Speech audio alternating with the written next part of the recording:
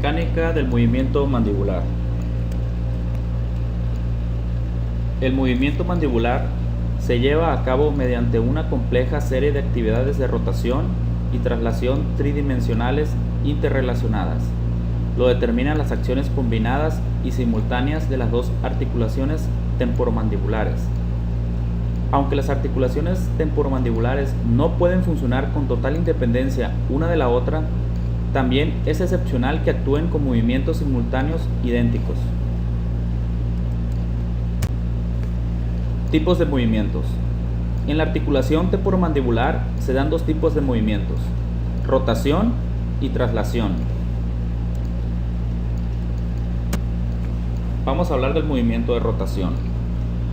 En el sistema masticatorio, la rotación se da cuando la boca se abre y se cierra alrededor de un punto o eje fijo situado en los cóndilos. En otras palabras, los dientes pueden separarse y luego juntarse sin ningún cambio de posición de los cóndilos. El movimiento de rotación de la mandíbula puede producirse en los tres planos de referencia: horizontal, vertical y sagital. Eje de rotación horizontal. El movimiento mandibular alrededor del eje horizontal es un movimiento de apertura y cierre. Se denomina movimiento de bisagra, y el eje horizontal alrededor del que se realiza recibe por tanto el nombre de eje de bisagra. El movimiento de bisagra es probablemente el único ejemplo de actividad mandibular en el que se produce un movimiento de rotación puro. En todos los demás movimientos, la rotación alrededor del eje se acompaña de una traslación de este. Cuando los cóndilos se encuentran en su posición más alta de las fosas articulares y la boca se abre con una rotación pura, el eje alrededor del cual se produce el movimiento se denomina eje de bisagra terminal. Eje de rotación vertical. El movimiento mandibular alrededor del eje vertical se lleva a cabo cuando un cóndilo se desplaza de atrás hacia adelante y sale de la posición de bisagra terminal, mientras el eje vertical del cóndilo opuesto se mantiene en la posición de bisagra terminal. Dada la inclinación de la eminencia articular por la cual el eje vertical se inclina al desplazarse de atrás hacia adelante del cóndilo del movimiento, este tipo de movimiento aislado no se lleva a cabo de forma natural.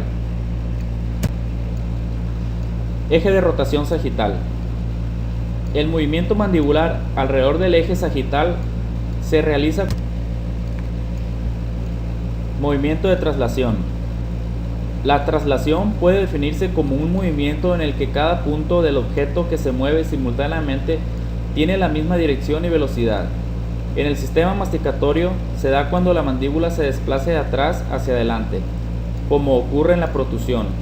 Los dientes, los cóndilos y las ramas se desplazan en una misma dirección y en un mismo grado.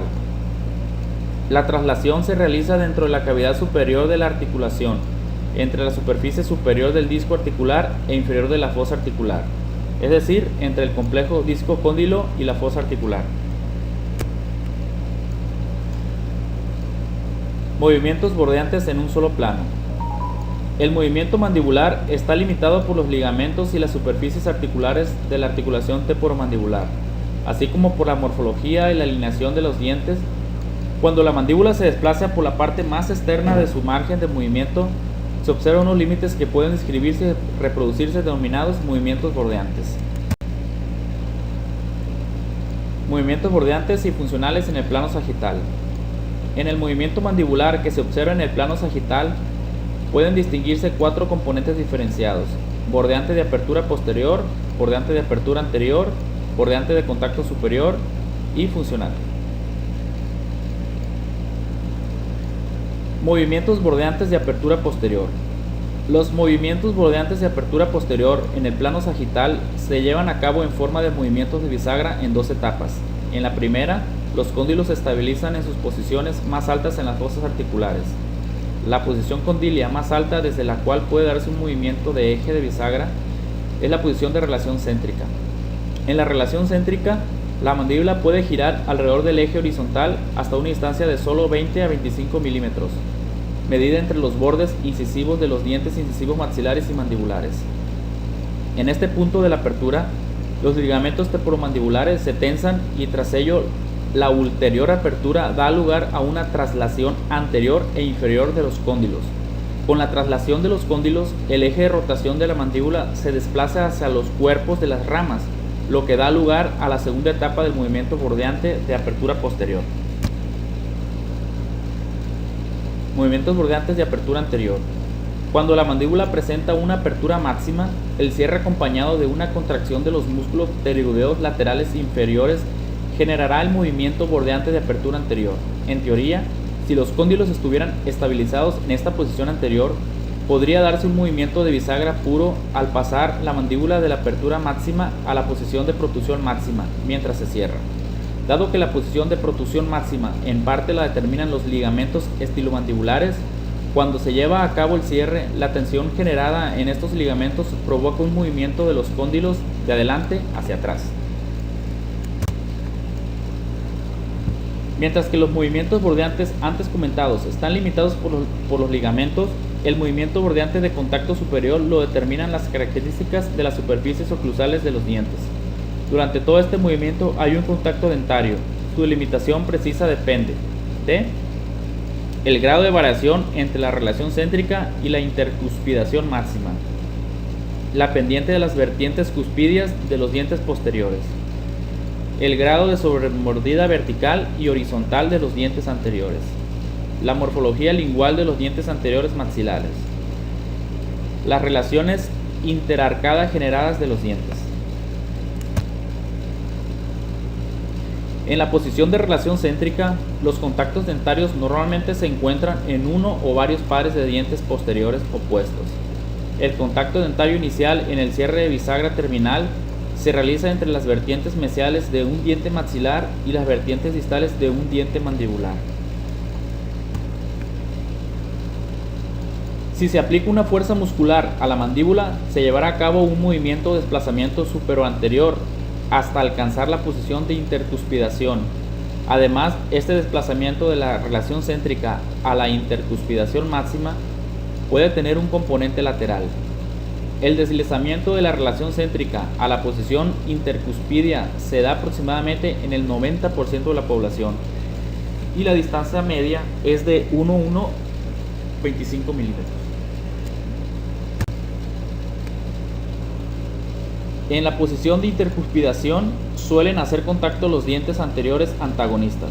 Cuando se protruye la mandíbula desde una posición de intercuspidación máxima, el contacto entre los bordes incisivos de los dientes anteriores mandibulares y los planos inclinados linguales de los dientes anteriores maxilares da lugar a un movimiento anteroinferior de la mandíbula.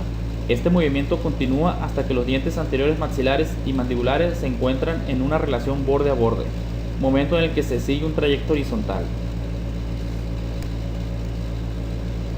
El movimiento horizontal continúa hasta que los bordes incisivos de los dientes mandibulares llegan más allá de los bordes incisivos de los dientes maxilares.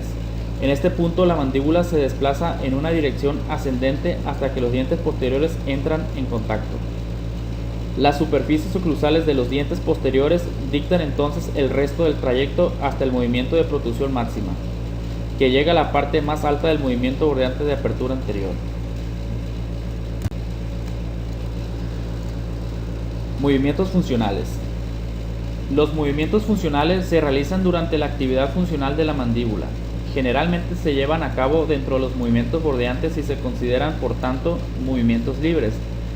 La mayoría de las actividades funcionales requieren una intercuspidación máxima, por lo que es característico que empiecen en la posición de intercuspidación y por debajo de ella. Cuando la mandíbula está en reposo, se sitúa aproximadamente de 2 a 4 milímetros por debajo de la posición de intercuspidación. A esta posición se le ha dado el nombre de posición en reposo clínico. Esta no es la posición en la que los músculos presentan su actividad electromiográfica más baja. Los músculos de la masticación tienen su nivel más bajo de actividad cuando la mandíbula está situada aproximadamente 8 milímetros más abajo y 3 milímetros más adelante de la posición de intercuspidación. En este punto, la fuerza de la gravedad que empuja la mandíbula de arriba a abajo está en equilibrio con la elasticidad y resistencia de la distensión de los músculos elevadores y otros tejidos blandos de soporte de la mandíbula. En consecuencia, esta posición se describe adecuadamente como posición de reposo clínico. En ella la presión interarticular de la articulación pasa a ser muy baja y se aproxima a la de la luxación, aunque nunca la alcanza, dado que desde esta posición no puede realizarse con facilidad la función. Se activa un reflejo miotáctico que contrarresta las fuerzas de la gravedad y mantiene la mandíbula en la mejor posición para la función, de 2 a 4 milímetros por debajo de la posición de intercuspidación. El mayor nivel de actividad muscular electromiográfica existente en esta posición es indicativo del reflejo miotáctico, dado que esta no es una posición de reposo verdadera. La posición en la que se mantiene la mandíbula se denomina con mayor propiedad posición postural. Si se examina el movimiento de masticación en el plano sagital, se observará que se inclina en la posición de intercuspidación y desciende con un ligero desplazamiento de atrás hacia adelante hasta la posición de apertura deseada. Efectos postulares en el movimiento funcional. Cuando la cabeza está en posición erguida, la posición postural de la mandíbula se encuentra de 2 a 4 milímetros por debajo de la posición de intercuspidación. Si los músculos elevadores se contraen, la mandíbula ascenderá directamente hasta la posición de intercuspidación. Sin embargo, si la cara está orientada aproximadamente 45 grados de abajo arriba, la posición postural de la mandíbula se modificará para pasar a una posición más retruida. Este cambio se debe a la distensión y al alargamiento de los diversos tejidos que se insertan en la mandíbula y la sostienen. Si los músculos elevadores se contraen con la cabeza en esta posición, el trayecto del cierre será algo posterior al que habían en la posición erguida. Así pues, el contacto dentario se producirá por detrás de la posición de intercuspidación. Se ha afirmado que la posición normal de la cabeza para comer es la de una inclinación de arriba a abajo de la cara de 30 grados. Esta posición se denomina posición preparatoria para comer. Ahora vamos a hablar de los movimientos bordeantes y funcionales en el plano horizontal. Tradicionalmente se ha utilizado un dispositivo denominado trazador de arco gótico para registrar el movimiento mandibular en el plano horizontal. Consta de una placa de registro unida a los dientes maxilares y un estilo registrador unido a los dientes mandibulares. Al desplazarse la mandíbula, el estilo genera una línea en la placa de registro que coincide con este movimiento. Movimientos bordeantes y funcionales en el plano horizontal. Cuando se observan los movimientos mandibulares en el plano horizontal, se obtiene un patrón de forma romboidal que tiene un componente funcional y 4 componentes de movimiento diferenciados. Bordeante lateral izquierdo, continuación del movimiento bordeante lateral izquierdo con protusión, bordeante lateral derecho, continuación del movimiento bordeante lateral derecho con protusión. Movimientos bordeantes laterales izquierdos. Cuando los cóndilos en la posición de relación céntrica, la contracción del pterigodeo lateral inferior derecho consigue que el cóndilo derecho se desplace de atrás hacia adelante y de fuera hacia adentro. Si el pterigodeo lateral inferior izquierdo sigue relajado, el cóndilo izquierdo continuará en la relación céntrica y el resultado será un movimiento bordeante lateral izquierdo, es decir, un movimiento orbitante del cóndilo derecho alrededor del eje frontal del cóndilo izquierdo. Así, el cóndilo izquierdo se llama cóndilo de rotación, pues la mandíbula gira a su alrededor. El cóndilo derecho se llama cóndilo orbitante, pues gira alrededor del cóndilo de rotación. Al cóndilo izquierdo también se le da el nombre de cóndilo de trabajo, dado que se encuentra en el lado de trabajo, y al cóndilo derecho el nombre de cóndilo de no trabajo. Continuación de los movimientos bordeantes laterales izquierdos con protusión. Cuando la mandíbula se halla en la posición bordeante lateral izquierda, la contracción del músculo pterigodeo lateral inferior izquierdo junto con el mantenimiento de la contracción del pterigodeo lateral inferior derecho conseguirán que el cóndilo izquierdo se desplace de atrás hacia adelante y de izquierda a derecha. Dado que el cóndilo derecho ya se encuentra en su posición más anterior, el movimiento del cóndilo izquierdo hacia su posición más anterior producirá un desplazamiento de la línea media mandibular para hacerla coincidir de nuevo con la línea media de la cara. Movimientos bordeantes laterales derechos. Una vez registrados en el trazado los movimientos bordeantes izquierdos, la mandíbula vuelve a la relación céntrica y se registran los movimientos bordeantes laterales derechos. La contracción del músculo pterigodeo lateral inferior izquierdo causará un desplazamiento del cóndilo izquierdo de atrás hacia adelante y de fuera hacia adentro. Si el músculo pterigodeo lateral inferior derecho se mantiene relajado, el cóndilo derecho permanecerá en la posición de relación céntrica. El movimiento mandibular resultante será el movimiento bordeante lateral derecho. En este movimiento, el cóndilo derecho recibe el nombre de cóndilo de rotación, puesto que la mandíbula gira a su alrededor. El cóndilo izquierdo es el cóndilo orbitante, puesto que orbita alrededor del cóndilo de rotación. Continuación de los movimientos bordeantes laterales derechos con protusión. Cuando la mandíbula está en la posición bordeante lateral derecha, la contracción del músculo pterigoideo lateral inferior derecho, junto con el mantenimiento de la contracción del pterigoideo lateral inferior izquierdo, conseguirán que el cóndilo derecho se desplace de atrás hacia adelante y de derecha a izquierda. Dado que el cóndilo izquierdo ya se encuentra en su posición más anterior, el movimiento del cóndilo derecho hasta su posición más anterior provocará un desplazamiento de la línea media mandibular para hacerla coincidir de nuevo con la línea media de la cara. Movimientos funcionales. Como en el plano sagital, los movimientos funcionales en el plano horizontal se realizan la mayoría de las veces cerca de la posición de intercuspidación. Durante la masticación, la amplitud de los movimientos mandibulares empieza a cierta distancia de la posición de intercuspidación máxima, pero a medida que el alimento se fragmenta en partículas pequeñas, la acción de la mandíbula se aproxima cada vez más a la posición intercuspidia. La posición exacta de la mandíbula durante la masticación la proporciona la configuración oclusal existente. Movimientos bordeantes y funcionales verticales. Cuando se observa el movimiento mandibular en el plano frontal, puede apreciarse un patrón en forma de escudo que tiene un componente funcional y 4 componentes en movimientos distintos. Bordeante superior lateral izquierdo, bordeante de apertura lateral izquierdo, bordeante superior lateral derecho, bordeante de apertura lateral derecho.